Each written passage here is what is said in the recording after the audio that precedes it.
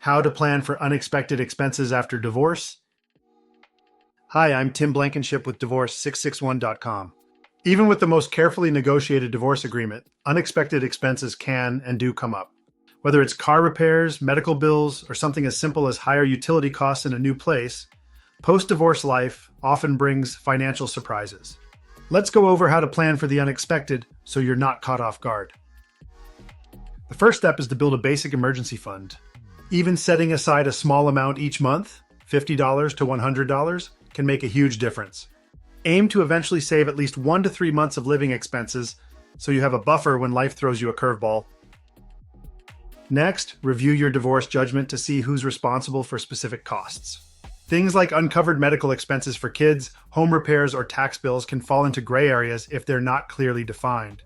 If they weren't addressed, now's a good time to create a system with your ex for how you'll handle those situations. We helped a client who was hit with an unexpected dental bill for their child, and neither parent realized they hadn't agreed on how to split uninsured expenses. We added a simple cost-sharing clause to their agreement and avoided future confusion. At Divorce 661, we don't just file paperwork. We help you plan for real-world situations after divorce. That includes drafting clean language around shared costs and helping you avoid those vague, we'll figure it out later scenarios.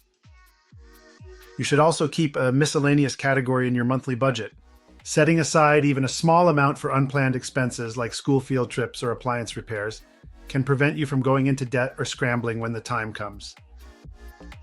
If you're recently divorced and want help planning for unexpected costs or making sure your agreement protects you, visit Divorce661.com for a free consultation. We'll help you move forward with a plan that's realistic, protective, and ready for whatever comes next.